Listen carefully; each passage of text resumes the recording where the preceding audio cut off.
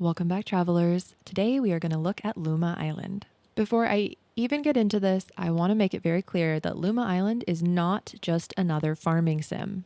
Yes, you can farm, you can garden, you can have animals. However, it's very different than any other farming sim you've ever played. The animals don't require care.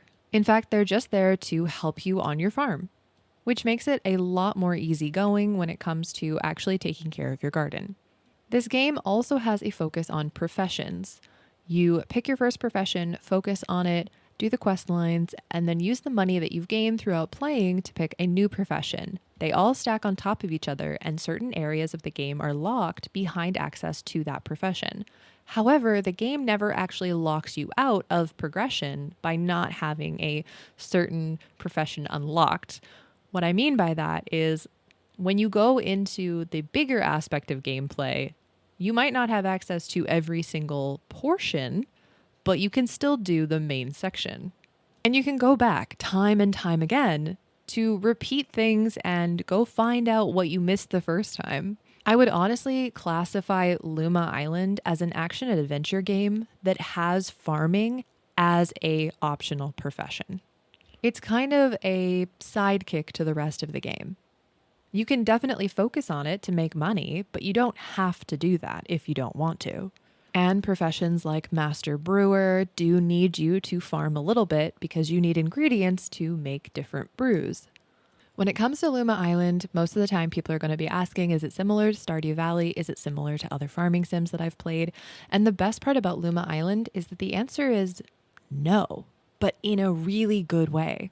Yes, Luma Island has cave systems. Yes, Luma Island has places that you can go adventure, like a forest. It has a town that has a catastrophe and you have to help rebuild. Very classical farming sim storylines. However, Luma Island also has a vast sort of action adventure genre mixed into it. There are multiple puzzles to solve, secret puzzles to find, and somewhat daunting environments to traverse. Like all my reviews, I'm not going to wait until the very end of the video to tell you if I think that you should try Luma Island. So I'll say this. If you want to feel like you're playing a remake of an N64 game that you loved as a kid, or a farming sim that does so much more, Luma Island is definitely for you.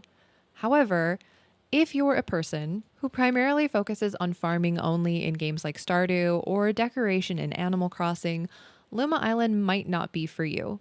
There is a lot of combat with the environment. The cave systems require you to kind of think about where you're going to go and how you're going to get resources. However, it does have a balance for this as well, so I still recommend that you give it a try. Why I say it has a balance is Luma Island is pure quality of life. Your backpack is infinite right off the bat. You never have to put your items away if you don't want to. But if enemies hit you, they'll knock the items out of your pocket. But you also don't have health, so you never really die in the game.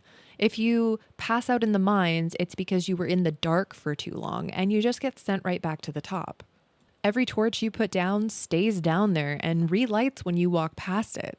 Even the hardest part in the game, arguably, which are the temples, you don't actually lose anything you brought in with you. The only thing you can lose are items found in the temple. And those are specific lose on death items, which, by the way, getting hit by any enemy in the temple counts as death. So you will lose those items and you'll have to do the temple again. This is why I consider them probably the most difficult part of the game. But they're fun. They've got little puzzles, they make you think, and they're not so difficult that you want to bang your head on your desk. I also personally find all the characters in Luma Island extremely fun. There's a good range, a good diversity, and everybody feels like they belong. There's even tourists wandering around the town all the time, making it feel very much alive.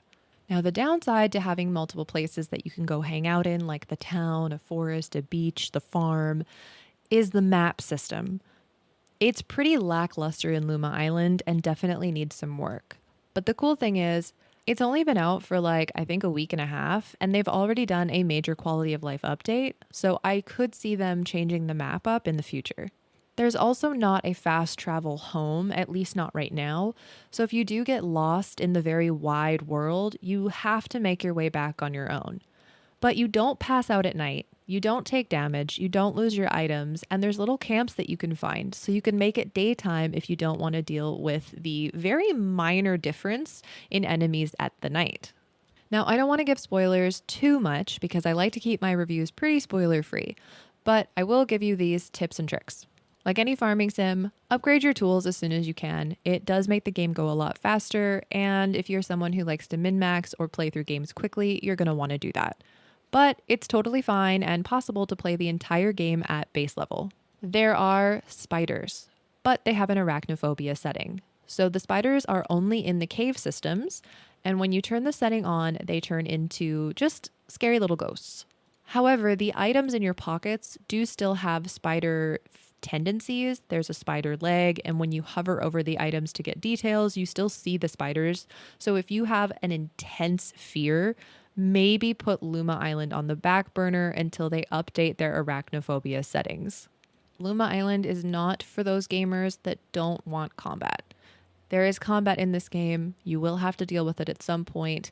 It's kind of all over the world. So if you're more about romancing and decorating, then Luma Island probably isn't for you. But if you're looking for a much bigger adventure, then Luma Island is everything that you want out of a farming sim. When it comes to why it's called Luma Island, you have Lumas. I won't give you too much information on them because, again, spoilers. But they're adorable little creatures that you can find in the temples. Now, I don't know if you can find them anywhere else because that's the only place that I've found them so far. But they help you throughout your gameplay by finding treasure for you. Other than that, I don't think that they do anything else, but I haven't put enough time into the game to truly know. That being said, I am dedicated to playing this game. I have put in 2 streams worth of hours into it, which is about 9 or 10, and I'm absolutely obsessed.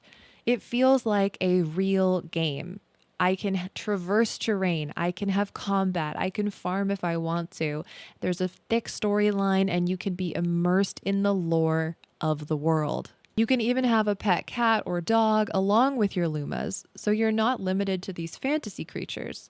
The other thing with Luma Island I'll mention before I end this video is the fishing game is very different than any other fishing game that I've played. You actually have to chase the fish to get it to reel in. But I kind of like it that way. It makes it a little bit different, and if I miss a hook, I don't feel bad because the fish is always available. You can also fish up treasure as well, so there's plenty to do in the game besides just the usual basics. Overall, after being a person who loves farming sims and cozy games, I have been really disappointed lately with games coming out before they're ready or over-promising, and Luma Island doesn't do that.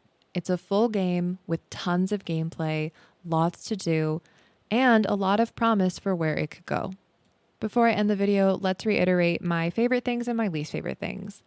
My least favorite thing overall is the map. It's not going to tell you where to go, and it's not going to track a quest other than telling you where the person who gave you the quest was located. So it's pretty much useless other than navigating like a real map in real life. But on the other hand, that kind of makes it fun. It just depends on the type of person you are. And honestly, so far, that's the only thing I don't like about the game.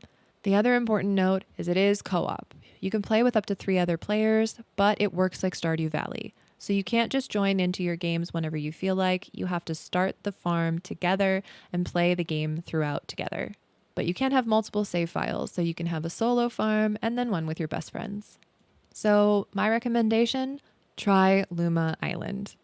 I love it, and unless something in this video made you think that it's definitely not for you, then it's worth the try. Especially because I think it might still be on sale when I release this video. Forgive me if it's not, but sales will come up again, I'm sure. If the video helped you decide to try Luma Island, or if you just liked it in general, give it a thumbs up. Subscribe if you feel like it. But most importantly, have a very magical day.